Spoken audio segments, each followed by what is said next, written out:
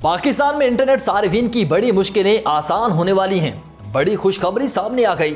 Star link کو وزیر اعظم کی ہدایت پر عارضی NOC جاری۔ پاکستان میں سیٹلائٹ انٹرنیٹ کیسے کام کرے گا؟ اسٹار لنک کا سیٹلائٹ انٹرنیٹ کیا ہے اور یہ کیسے کام کرتا ہے؟ اسٹار لنک کی قیمت کیا ہے اور کون اسے استعمال کرے گا؟ کیا سیٹلائٹ انٹرنیٹ میں بھی رکاوٹ ڈالی جا سکتی ہے؟ اسٹار لنک کا سیٹلائٹ انٹرنیٹ پاکستانی صارفین کو کیسے میسر آ سکے گا اور انٹرنیٹ کی پیکیجز کون کون سے ہوں گے؟ اس ولاگ میں ان تمام پہلوؤں پر کریں گے بات۔ آپ دیکھ رہے ہیں 92 نیوز ڈیجیٹل اور میں ہوں آپ کے ساتھ وقاص فاروق۔ تو ویورز، ایلون مسک کی کمپنی اسٹار لنک کے پاکستان میں آپریشنز کے حوالے سے بڑی پیش رفت سامنے آئی ہے۔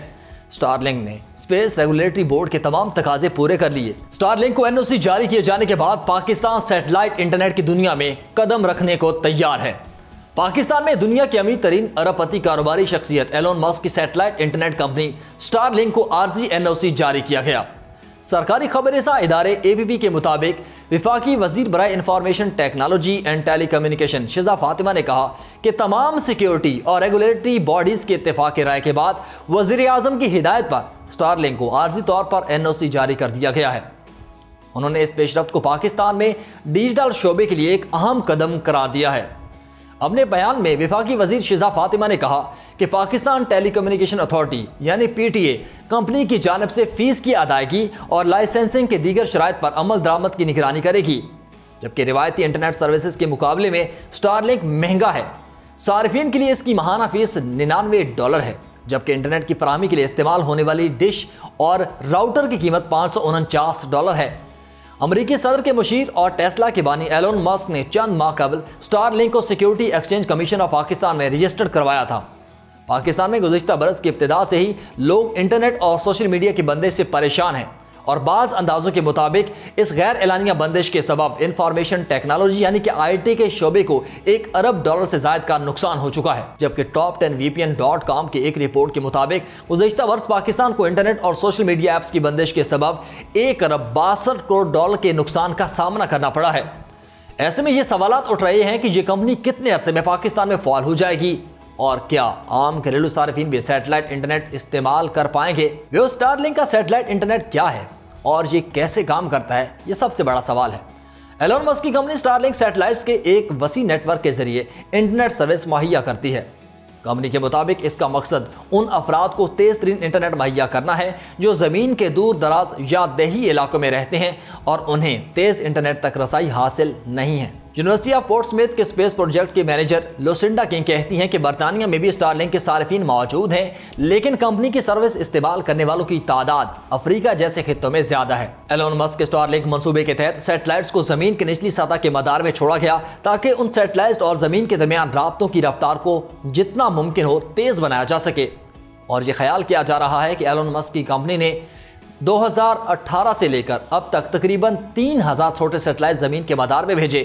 اور technology website Pocket Lint کی ایڈیٹوریل ڈائریکٹر کرس ہال کا کہنا ہے کہ ایلون مسک کی کمپنی اسٹار لنک 10 سے 12,000 سیٹلائٹس استعمال کر سکتی ہے، اور وہ کہتے ہیں کہ سیٹلائٹس کو استعمال کرتے ہوئے ہم دنیا کے دور دراز علاقوں جیسا کہ صحرا اور پہاڑوں پر انٹرنیٹ کنیکشن تک رسائی کی مشکل حل کر سکتے ہیں، اور یہ ہمیں ان علاقوں تک انٹرنیٹ حاصل کرنے کے لیے بڑے پیمانے پر انفراسٹرکچر جیسا کہ تاریں اور کھمبوں کی ضرورت سے نجات دلائے گی۔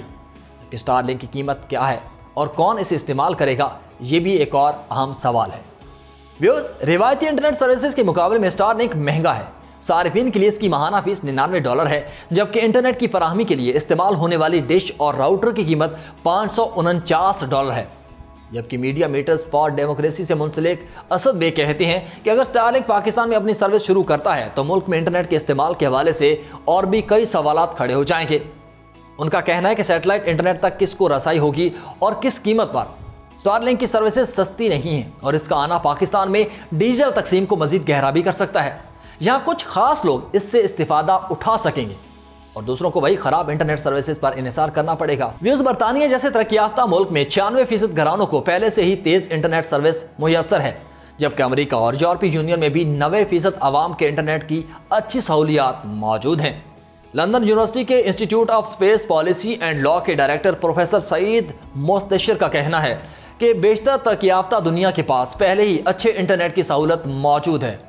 اور وہ اسٹار لنک کی آمدن کے لیے عالمی مارکیٹ کے چھوٹے حصے پر انحصار کر رہے ہیں۔ ویوز ایلون مسک کی کمپنی اسٹار لنک کے اس وقت درجنوں ممالک میں کئی لاکھ صارفین ہیں، جن میں بیشتر شمالی امریکہ، یورپ اور آسٹریلیا اور ایشیا سے ہیں۔ ان میں گھریلو اور کاروباری دونوں طرح کے صارفین موجود ہیں۔ اسٹار لنک اپنے نیٹ ورک کو مزید پھیلانے کا ارادہ بھی رکھتی ہے، جس کے تحت وہ اپنے تیز ترین انٹرنیٹ کی سروس افریقہ، جنوبی افریقہ اور ایشیا میں فراہم کرے گی۔ یہ دنیا کے وہ علاقے ہیں جہاں انٹرنیٹ سروس اور کوریج زیادہ اچھی نہیں۔ کرس ہال کا کہنا ہے کہ اسٹار لنک کی انٹرنیٹ سروسز کی قیمت شاید افریقہ کے کچھ گھرانوں کے لیے بہت زیادہ ہو، لیکن دور افتادہ علاقوں میں اسکول اور اسپتالوں سے رابطے قائم کرنے میں اہم کردار ادا کر سکتا ہے۔ اب اگلا سوال یہ ہے کہ کیا سیٹلائٹ انٹرنیٹ میں بھی رکاوٹ ڈالی جا سکتی ہے؟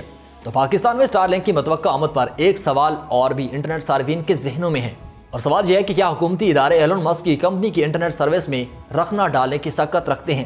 پاکستان میں انٹرنیٹ اور آن لائن مسائل پر گہری نظر رکھنے والے ماہرین کا کہنا ہے کہ اسٹار لنک کے ذریعے بھی شاید ملک میں آزاد انٹرنیٹ کی فراہمی ممکن نہ ہو۔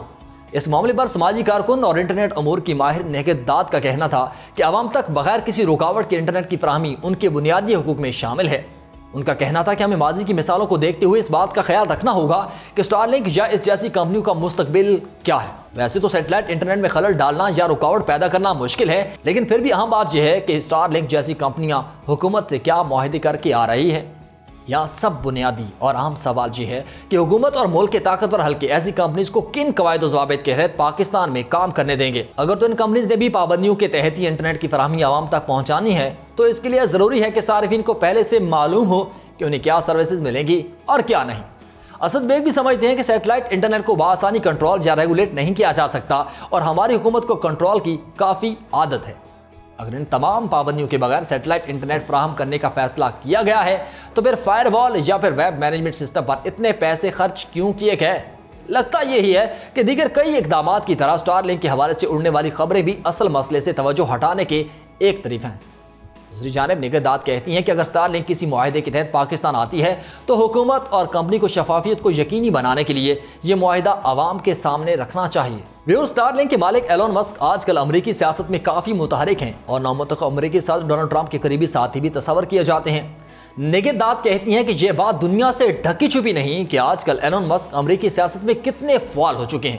یہی نہیں بلکہ جمہوری نظام، ڈس اور مس انفارمیشن کے معاملے پر بھی ان کے کردار پر انگلیاں اٹھائی جاتی ہیں۔ اب ہمیں اس بات کو مد نظر رکھنا چاہیے کہ ہم ٹیکنالوجی اور جدت کو اہمیت دیتے ہوئے کسی پروپیگنڈے کا شکار نہ ہوں اور نہ ہی اپنے حقوق سے دستبردار ہوں۔ تو ویورز، آپ ایلون مسک کی کمپنی اسٹار لنک کی پاکستان میں انٹری کے لیے جاری ہونے والے NOC کے بارے میں کیا رائے رکھتے ہیں؟ کیا آپ بھی اسٹار لنک کا تیز ترین انٹرنیٹ استعمال کریں گے؟ کمنٹ سیکشن میں ضرور بتائیے گا۔ فی الوقت مجھے دے اجازت، اللہ حافظ۔